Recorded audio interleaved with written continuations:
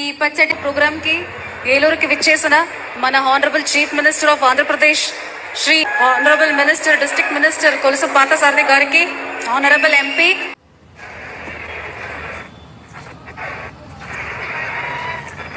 రకాల పెన్షన్లకి సుమారు నేను ఒక ఇంటికి పోయాను. ఆ ఇంటికి పోయి ఒక కిడ్నీ పేషెంట్, చాలా కష్టాల్లో ఉండే వ్యక్తికి నేరుగా 10,000 రూపాయలు వచ్చాను.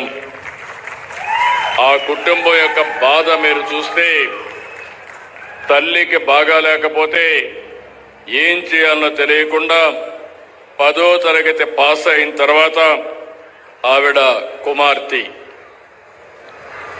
గుడ్ల వాసవి 10వ తరగతి నిలిపేసి తల్లిని కాపాడుకోవడానికి అనునిత్యం పనిచేసే ఆ అమ్మాయిని చూస్తే చాలా ఒక్కోసారి కుటుంబాలు ఏ విధంగా చితికిపోతాయో అర్థమవుతుంది. అలాంటి మాధవిని ఈరోజు ఆ కుటుంబానికి నేను ఒకటే హామీ ఇచ్చాను. ఆ కుటుంబం అప్పులు చేసింది. ఈరోజు తెలుగుదేశం ఎన్డీఏ ప్రభుత్వం వచ్చిన తర్వాత ఈ 10,000 రూపాయలు ఇచ్చాం కాబట్టి ఆ 10,000 రూపాయలతో డయాలసిస్ చేసుకుంటూ కనీసం బ్రతికే పరిస్థితి వచ్చింది. అలాంటి ఒక మంచి కార్యక్రమానికి 10,000 రూపాయలు ఇచ్చామంటే అది నాకు చాలా సంతోషం.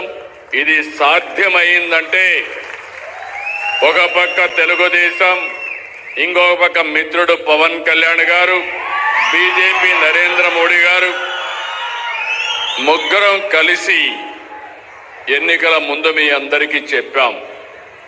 మేము ఆ రోజు ఒక మాట చెప్పాం. ఈరోజు మా కలయిక మా కోసం కాదు. ఈ రాష్ట్రంగా నిర్వీర్యమైనటువంటి ఆర్థిక వ్యవస్థ, విధ్వంసమైనటువంటి ఈ రాష్ట్రాన్ని పునర్నిర్మాణం చేసుకోవాలి. నిండు మనసుతో ఆశీర్వదించమని మిమ్మల్ని కోరాం. ఆ రోజు మేము చెప్పిన మాటలు మీకు గుర్తుంటాయి. ఆ రోజు మేము చెప్పింది అభివృద్ధి చేస్తాం, సమీక్షము ఇస్తాం, సుపరిపాలనకు నాంది పలకతామని నేను, పవన్ కళ్యాణ్ గారు, నరేంద్ర మోడీ గారు మీకు మాట ఇచ్చాం. ఇచ్చిన మాటకు మిమ్మల్ని అందరినీ చూస్తే మామూలు స్పందన కాదు, నా జీవితంలో ఎప్పుడూ చూడనటువంటి స్పందన. ఎవరిని అభ్యర్థిని పెడితే వాళ్ళు గెలిపించారు. 94% స్ట్రైక్ రేట్ అంటే 57% ఓట్లేసి గెలిపించిన ఘనత